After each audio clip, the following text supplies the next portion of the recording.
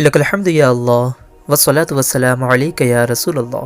آج آپ دیکھ رہے ہیں انوار شریعت کا 18واں حصہ، اور آج کے اس ایپیسوڈ کے اندر ہم سیکھیں گے زکوٰۃ کا بیان، عشر کا بیان اور زکوٰۃ کا مال کن لوگوں پر صرف کیا جائے۔ ہمارے یوٹیوب چینل پر انوار شریعت آڈیو بک کے نام سے آپ کو پلے لسٹ ملے گی، جس کے اندر ایک کے بعد ایک سبھی انوار شریعت کے حصوں کی ویڈیوز آپ کو مل جائیں گی۔ ایک ایک کر کے سبھی پارٹس کو اگر آپ دیکھیں گے تو انشاءاللہ علم میں بہت ہی زیادہ اضافہ ہوگا۔ آج کے سبق کو شروع کرنے سے پہلے ذہنی آزمائش کی رسومات کو جاری رکھتے ہوئے آپ سے 5 سوال کیے جائیں گے جو پچھلے اسباق کے اندر پڑھائے جا چکے ہیں۔ آپ کو سبھی سوالوں کے جواب یہاں لکھ کر 5 سیکنڈز کے اندر اندر دینے ہوں گے۔ ذہنی آزمائش کی لائیو کلاسز کے اندر جتنے بھی بچے یہاں موجود ہیں، جو بھی صحیح جواب دیں گے ان کے 10 پوائنٹس کو انکریز کیا جائے گا۔ چلیے چلتے ہیں آج کے سوالوں کی طرف، اور آپ کا آج کا پہلا سوال ہے کہ بعض لوگ شب قدر یا رمضان کے آخری جمعے کو قضائے عمری کے نام سے 2 یا 4 رکعت پڑھتے ہیں اور یہ سمجھتے ہیں کہ عمر بھر کی قضا اسی نماز سے ادا ہو گئی، تو اس کے لیے کیا حکم ہے؟ یعنی یہ خیال صحیح ہے یا غلط؟ یہ خیال صحیح ہے یا غلط؟ ماشاءاللہ، جن بچوں نے درست جواب دیا ہے ان کے پوائنٹس کو انکریز کر دیا جائے۔ چلتے ہیں اس کے جواب کی طرف کہ یہ خیال باطل ہے، تابقت یہ کہ ہر ایک نماز کی قضا الگ الگ نہ پڑھیں گے، بری الذمہ نہیں ہوں گے۔ چلیے آج کے دوسرے سوال کی طرف چلتے ہیں۔ آپ کا دوسرا سوال ہے کہ ابو داؤد میں ہے، حضرت حذیفہ رضی اللہ تعالی عنہ فرماتے ہیں کہ جب حضور صلی اللہ تعالی علیہ وآلہ وسلم کو ایک معاملہ پیش آتا تو آپ اس کے لیے 2 یا 4 رکعت نماز پڑھتے۔ حدیث شریف میں ہے کہ پہلی رکعت میں سورہ فاتحہ اور 3 بار آیت الکرسی پڑھیں، اور باقی 3 رکعتوں میں سورہ فاتحہ، قل هو اللہ، قل اعوذ برب الفلق اور قل اعوذ برب الناس ایک بار پڑھیں۔ تو یہ ایسی ہے جیسے شب قدر میں 4 رکعتیں، تو بتائیں اس نماز کا نام کیا ہے؟ یہاں یہ بھی یاد رکھیں کہ مشائخ فرماتے ہیں کہ ہم نے یہ نماز پڑھی اور ہماری حاجتیں پوری ہوئیں۔ ہم نے یہ نماز پڑھی اور ہماری حاجتیں پوری ہوئیں۔ جلدی سے اپنے جواب کو نیچے لکھ دیں۔ چلیے آج کے جواب کی طرف بڑھتے ہیں۔ اس نماز کو نماز حاجت کہتے ہیں، یعنی اگر آپ کو کوئی چیز کی حاجت ہو اور آپ اللہ تعالیٰ سے دعا کرنا چاہیں تو 4 رکعت نماز پڑھیں۔ پہلی رکعت کے اندر الحمد کی صورت کے بعد 3 بار آیت الکرسی، اور باقی کی 3 رکعتوں میں الحمد کی صورت کے بعد قل هو اللہ احد، قل اعوذ برب الفلق اور قل اعوذ برب الناس کو ایک بار پڑھیں۔ پھر اپنی حاجت کے لیے اللہ سے دعا کریں، اللہ تعالیٰ آپ کی دعا کو ضرور قبول فرمائے گا انشاءاللہ تعالیٰ۔ ماشاءاللہ ماشاءاللہ۔ چلیے اب تیسرے سوال کی طرف چلتے ہیں۔ آپ کا تیسرا سوال ہے کہ نماز تہجد کے لیے عشاء پڑھنے کے بعد سونا ضروری ہے یا نہیں؟ نماز تہجد کے لیے عشاء پڑھنے کے بعد سونا ضروری ہے یا نہیں؟ جلدی سے اپنے جواب کو نیچے لکھ دیں۔ صحیح جواب دینے والوں کے 10 پوائنٹس کو انشاءاللہ انکریز کیا جائے گا۔ چلیں آج کے جواب کی طرف چلتے ہیں۔ آپ کا جواب ہے کہ تہجد کی نماز کا وقت عشاء کی نماز کے بعد سو کر اٹھنے سے شروع ہوتا ہے اور اس وقت تک رہتا ہے جب تک طلوع صبح صادق نہ ہو جائے، یعنی سحری کا وقت ختم نہ ہو جائے۔ تہجد کی نماز میں کم از کم 2 رکعت ہیں، اور حضور صلی اللہ تعالی علیہ وآلہ وسلم سے 8 تک ثابت ہیں۔ حدیث شریف میں اس نماز کی بڑی فضیلت آئی ہے۔ نسائی اور ابن ماجہ نے اپنی سنن میں روایت کی کہ رسول کریم علیہ الصلاۃ والتسلیم نے فرمایا، جو شخص رات میں بیدار ہو اور اپنے اہل کو جگائے پھر دونوں 2 رکعت پڑھیں تو کثرت سے یاد کرنے والوں میں لکھے جائیں گے۔ سبحان اللہ۔ چلیے چلتے ہیں آج کے تیسرے سوال کی طرف۔ آپ کا سوال ہے کہ اگر دعائے قنوت نماز وتر کے اندر جان بوجھ کر نہ پڑھے تو وتر ادا ہو جائیں گے یا نہیں؟ اگر دعائے قنوت جان بوجھ کر وتر میں نہ پڑھے تو وتر ادا ہو جائیں گے یا نہیں؟ آپ کا جواب ہے کہ اگر دعائے قنوت قصدن یعنی جان بوجھ کر نہ پڑھے تو نماز وطر پھر سے پڑھے، اور اگر بھول کر نہ پڑھے تو آخر میں سجدہ سہو کرے، یعنی اگر جان بوجھ کر دعائے قنوت کو وطر میں نہیں پڑھے گا تو نماز وطر ادا نہیں ہوگی۔ چلیے چلتے ہیں آج کے 5ویں اور آخری سوال کی طرف۔ آپ کا 5واں اور آخری سوال عقائد سے متعلق ہوگا، بغور سنیں اور اس کا جواب دیں۔ کیا ہمارے نبی پیغمبر محمد مصطفیٰ صلی اللہ تعالی علیہ وآلہ وسلم اپنی قبر انور میں زندہ ہیں یا نہیں؟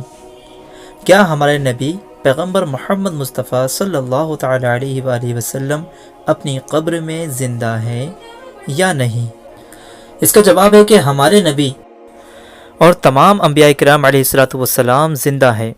حدیث شریف میں ہے کہ سرکار اقدس صلی اللہ تعالی علیہ وآلہ وسلم نے فرمایا، ان اللہ حرم علی الارض ان تأکل اجساد الانبیاء فنبی اللہ حی یرزق، یعنی خدا تعالی نے زمین پر انبیاء کرام علیہ الصلوۃ والسلام کے جسموں کو کھانا حرام فرما دیا ہے، تو اللہ کے نبی زندہ ہیں اور روزی دیے جاتے ہیں۔ سبحان اللہ۔ 5 سوال کمپلیٹ ہو گئے ہیں۔ اسکور بورڈز کا آپ لوگ اسکرین شاٹ لے کر اپنے ساتھ رکھنا چاہیں تو بہتر رہے گا۔ یاد رہے کہ عقائد کے سوال بار بار اس لیے پوچھے جاتے ہیں تاکہ کوئی بھی شخص عقیدے کے معاملے میں آپ کو کمزور نہ کر سکے۔ چلیے چلتے ہیں آج کے سبق کی اور۔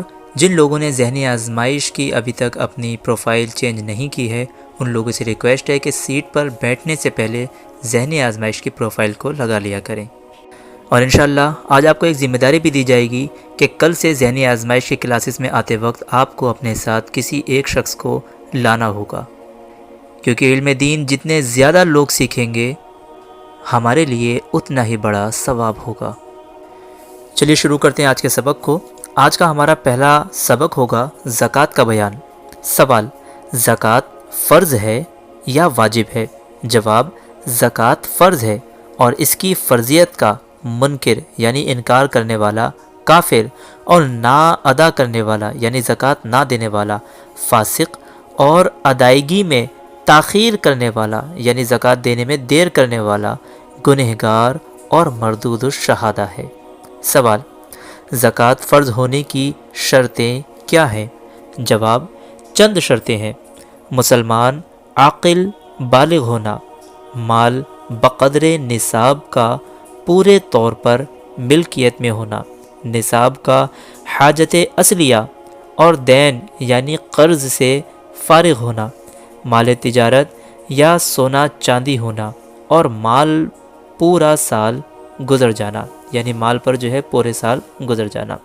سوال، سونا چاندی کا نصاب کیا ہے اور ان میں زکوٰۃ کتنی فرض ہے؟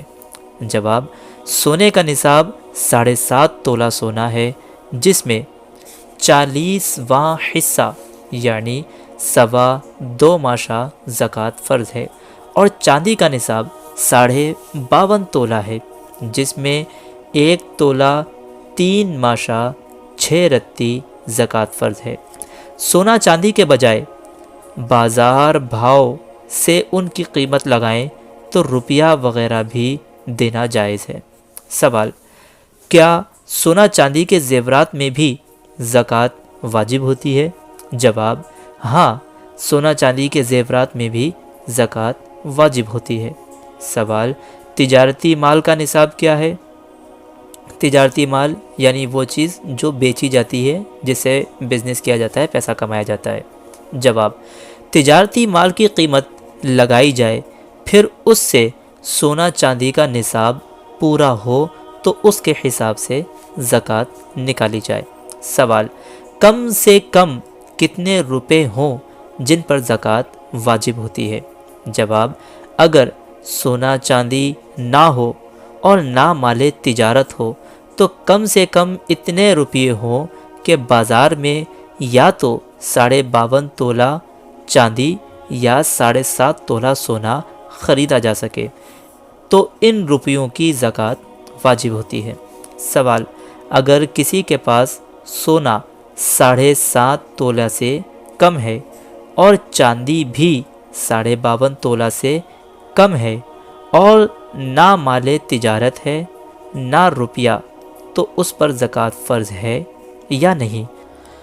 جواب: چاندی کی قیمت کا سونا فرض کرنے سے اگر سونے کا نصاب پورا ہو جائے، یا سونے کی قیمت کی چاندی فرض کرنے سے چاندی کا نصاب پورا ہو جائے تو اس پر زکوٰۃ فرض ہے، ورنہ نہیں۔ یعنی اگر سونے اور چاندی کی قیمت کو ملا لیا جائے اور ان دونوں میں سے کوئی ایک قیمت یا تو 7.5 تولہ سونے کے برابر ہو جائے یا 52.5 تولہ چاندی کے برابر ہو جائے تو اس پر زکوٰۃ فرض ہوگی، ورنہ نہیں ہوگی۔ سوال: حاجت اصلیہ کسے کہتے ہیں؟ جواب: زندگی بسر کرنے کے لیے جس چیز کی ضرورت ہوتی ہے، جیسے جاڑے گرمیوں میں پہننے کے لیے کپڑے، خانہ داری کے سامان، پیشہ وروں کے اوزار اور سواری کے لیے سائیکل، موٹر سائیکل وغیرہ، یہ سب حاجت اصلیہ میں سے ہیں، یعنی ان پر زکوٰۃ واجب نہیں ہوگی۔ سوال: نصاب کا دین سے فارغ ہونے کا مطلب کیا ہے؟ یاد رہے دین کہتے ہیں قرض کو، یعنی نصاب کا قرض سے فارغ ہونے کا مطلب کیا ہے؟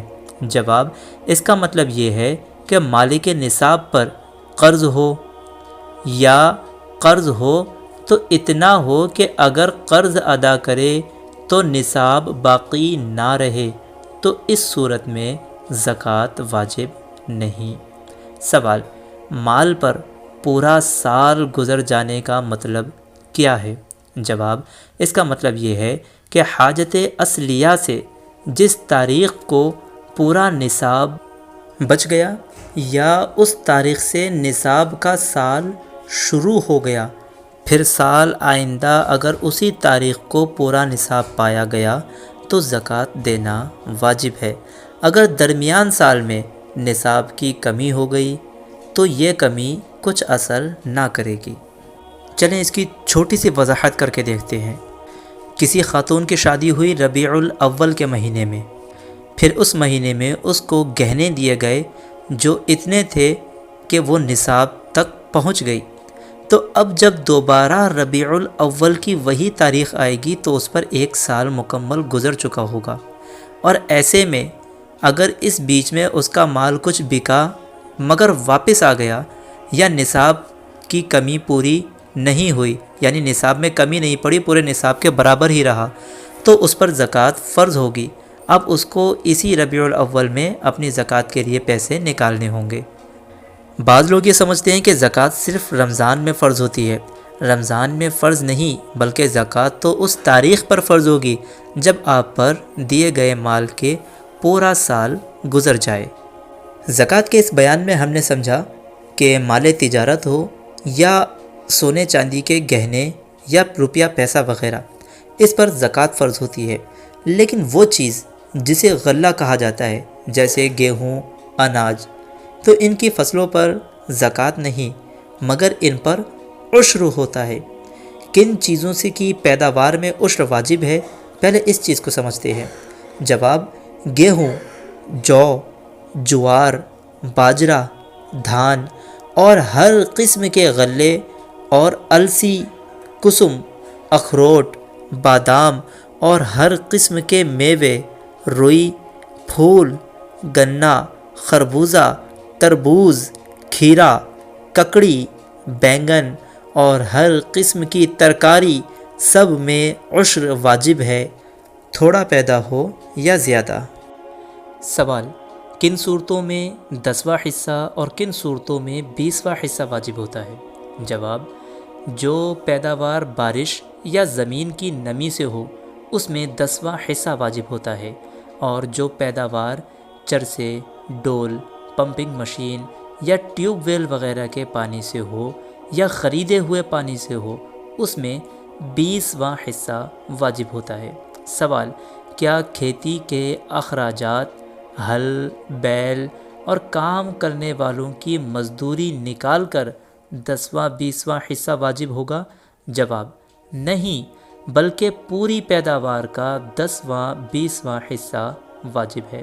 سوال: گورنمنٹ کو جو مال گزاری دی جاتی ہے وہ عشر کی رقم سے مجرا کی جائے گی یا نہیں؟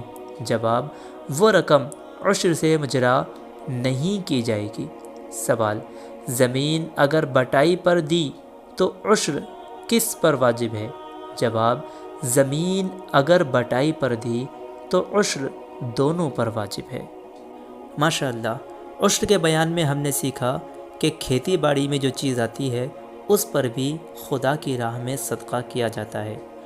اب اگر ہم سوچیں کہ ہمارے بہت سے کسان بھائی جو اکثر یہ کہتے ہیں کہ باڑھ آ گئی اور ہمارا مال برباد ہو گیا، ہماری کھیتی برباد ہو گئی، اگر ہم اسلامی طریقے پر چلیں اور اپنی تمام زکوٰۃ، اپنے تمام عشر وغیرہ کو وقت پر ادا کریں تو انشاءاللہ کبھی بھی آپ کے پیسوں میں کمی نہیں آئے گی۔ اب تک ہم نے یہ تو سیکھ لیا کہ زکوٰۃ کیسے اور کس کو نکالنی چاہیے اور عشر کیسے اور کتنا نکالنا چاہیے۔ اب ہم یہ سمجھتے ہیں کہ زکوٰۃ کا مال کن لوگوں پر صرف کیا جائے، یعنی کنہیں دیا جائے۔ سوال زکوٰۃ اور عشر کا مال کن لوگوں کو دیا جائے؟ جواب جن لوگوں کو زکوٰۃ دی جاتی ہے ان میں سے چند یہ ہیں۔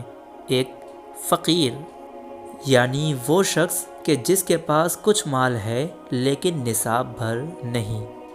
دوسرا، مسکین، یعنی وہ شخص کہ جس کے پاس کھانے کے لیے غلہ اور بدن چھپانے کے لیے کپڑا بھی نہ ہو۔ تیسرا، قرض دار، یعنی وہ شخص کہ جس کے ذمے قرض ہو اور اس کے پاس قرض سے فاضل کوئی مال بقدر نصاب نہ ہو۔ چوتھا، مسافر، جس کے پاس سفر کی حاجت میں مال نہ رہا، اسے بقدر ضرورت زکوٰۃ دینا جائز ہے۔ سوال کن لوگوں کو زکوٰۃ دینا جائز نہیں؟ جواب جن لوگوں کو زکوٰۃ دینا جائز نہیں ان میں سے چند یہ ہیں۔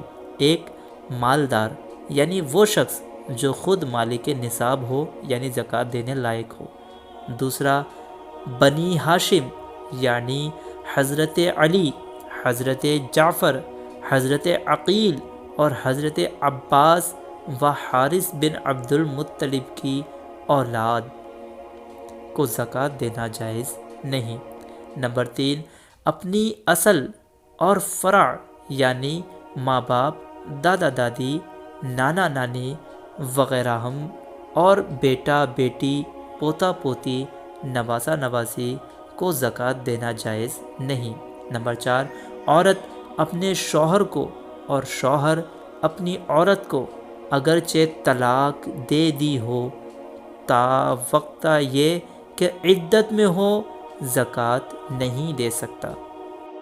نمبر 5، مالدار مرد کے نابالغ بچے کو زکوٰۃ نہیں دے سکتا اور مالدار مرد کی بالغ اولاد کو زکوٰۃ دے سکتا ہے اگر وہ مالک نصاب نہ ہو تو۔ نمبر 6، وہابی یا کسی دوسرے مرتد یعنی وہ شخص جو اسلام سے پھر گیا، اور کافر یعنی وہ شخص جو مسلمان نہیں ہے، ان کو زکوٰۃ دینا جائز نہیں۔ سوال سید کو زکوٰۃ دینا جائز ہے یا نہیں؟ جواب سید کو زکوٰۃ دینا جائز نہیں، اس لیے کہ وہ بھی بنی ہاشم میں سے ہیں۔ سوال زکوٰۃ کا پیسہ مسجد میں لگانا جائز ہے یا نہیں؟ جواب زکوٰۃ کا مال مسجد میں لگانا، مدرسہ تعمیر کرنا یا اس سے میت کو کفن دینا یا کنواں وغیرہ بنوانا جائز نہیں، یعنی اگر ان چیزوں میں زکوٰۃ کا مال خرچ کرے گا تو زکوٰۃ ادا نہیں ہوگی۔ سوال کسی غریب کے ذمے پر روپیہ باقی ہے تو اسے معاف کر دینے سے زکوٰۃ ادا ہوگی یا نہیں؟ جواب معاف کر دینے سے زکوٰۃ ادا نہ ہوگی، ہاں اگر اس کے ہاتھ میں زکوٰۃ کا مال دے کر لے لے تو ادا ہو جائے گی۔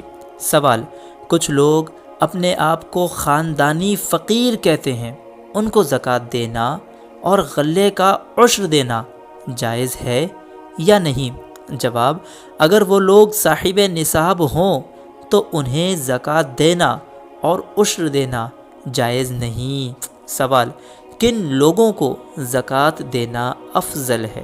جواب: زکوٰۃ اور صدقات میں یہ افضل ہے کہ پہلے اپنے بھائیوں بہنوں کو دیں، پھر ان کی اولاد کو، پھر چچا اور پھوپھیوں کو، پھر ان کی اولاد کو، پھر ماموں اور خالہ کو، پھر ان کی اولاد کو، پھر دوسرے رشتہ داروں کو، پھر پڑوسیوں کو، پھر اپنے پیشہ والوں کو، پھر اپنے شہر یا گاؤں کے رہنے والوں کو، اور ایسے طالب علم کو بھی زکوٰۃ دینا افضل ہے جو علم دین حاصل کر رہا ہو، بشرط یہ کہ یہ لوگ مالک نصاب نہ ہوں۔ الحمدللہ، انوار شریعت کے اس 18ویں حصے کے اندر ہم نے زکوٰۃ اور عشر کا بیان اور زکوٰۃ کا مال کن لوگوں پر صرف کیا جائے اچھے سے پڑھ لیا ہے، مگر یاد رہے کہ یہ زکوٰۃ اور عشر کے مکمل مسائل نہیں ہیں۔ انوار شریعت تو ایک بہت چھوٹی سی کتاب ہے جو 7 سے 12 سال کے بچوں کو پڑھانے کے لیے بنائی گئی تھی، مگر افسوس کہ مسلمان تعلیم کے معاملے میں اتنے پیچھے ہو گئے کہ وہ یہ بھی نہ پڑھ سکے۔ انوار شریعت کے اندر اب تک ہم نے نماز، روزہ، زکوٰۃ، حج وغیرہ جس کے بارے میں بھی جو کچھ بھی پڑھا وہ سب صرف بیسک نالج ہے۔ ان کے مسائل کا ذخیرہ بہار شریعت کے اندر ملتا ہے، لیکن پھر بھی اگر آپ سے کوئی بھی سوال ہو تو آپ ہمارے یوٹیوب چینل پر کمنٹ باکس میں لکھ دیں، انشاءاللہ آپ کے سبھی سوالوں کے جواب دینے کی پوری کوشش کی جائے گی۔ کل سے انشاءاللہ آپ لوگوں کو ایک ایک شخص اپنے ساتھ لے کے آنا ہوگا ذہنی آزمائش کے اندر علم دین سیکھنے کے لیے۔ انشاءاللہ کل ویڈیو کو روک کر آپ سے پوچھا جائے گا کہ آپ نے آج دن بھر میں کتنے لوگوں کو دعوت دی اور کتنے لوگ آپ کی دعوت پر آئے۔ اور جلدی ہی انوار شریعت کے ٹیسٹ شروع ہونے والے ہیں۔ کیا سوالات ہوں گے، کیسے سوالات ہوں گے، یہ بھی انشاءاللہ ذہنی آزمائش کی لائیو کلاسز کے اندر آپ کو سمجھا دیا جائے گا۔ اللہ تبارک و تعالی سے دعا ہے کہ کہنے سننے سے زیادہ ہمیں خود عمل کی توفیق عطا فرمائے۔ ملتے ہیں انشاءاللہ انوار شریعت کے 19ویں حصے کے اندر، جس میں ہم صدقہ فطر کا بیان، روزے کا بیان اور روزہ توڑنے اور نہ توڑنے والی چیزوں کا بیان پڑھیں گے انشاءاللہ تعالی۔ ویڈیو اگر پسند آئی ہو تو ویڈیو کو لائک، چینل کو سبسکرائب اور شیئر کرنا نہ بھولیں۔ السلام علیکم ورحمۃ اللہ وبرکاتہ۔